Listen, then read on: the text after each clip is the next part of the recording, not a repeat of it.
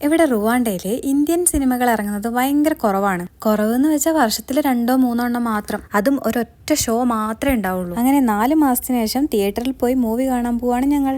ഇവിടെ century സിനിമാസിലാണ് Indian movies വരാറ്. മൂവിന്റെ ഡീറ്റെയിൽസും ഷോർട്ട് ടൈമും ഒക്കെ അവർ ഇന്ത്യൻസിന്റെ ഗ്രൂപ്പിൽ സർക്കുലേറ്റ് ചെയ്യും. ഇന്നലെ സത്യം പറഞ്ഞാൽ ഫിലിമിന്റെ ടൈമിൽ ഒരു സൗത്ത് ഇന്ത്യൻസിന്റെ ഗെറ്റ് ടുഗദർ പോലെയായിരുന്നു ഉണ്ടായിരുന്നത്. തിയേറ്റർ അത്ര വലിയ സുഖമൊന്നുമില്ലായിരുന്നു, പുഷ് ബാക്ക് സീറ്റ് ഒന്നുമില്ല. ഒരു ടിക്കറ്റിന് 730 രൂപയായിരുന്നു. ആ ടിക്കറ്റിനുള്ള വർത്തൊന്നുമില്ലായിരുന്നു. പക്ഷെ വല്ലപ്പോഴും ഒരു ഷോ കൊണ്ടുവരുന്ന തന്നെ വലിയ ഭാഗ്യം എന്ന് വിചാരിച്ചുകൊണ്ട് കുഴപ്പമില്ലായിരുന്നു. പിന്നെ മൂവിനെ പറ്റി പറയുകയാണെങ്കിൽ ഒരു കൊമേഴ്ഷ്യൽ മാസ് പടം. ഞാൻ ബേസിക്കലി ഒരു രജനി ഫാൻ അല്ല, പക്ഷെ ഇത്രയും വയസ്സിൽ ഇങ്ങനെയൊക്കെ ചെയ്യുന്നത് കാണുമ്പോൾ ഒരു ആരാധനയൊക്കെ വരും.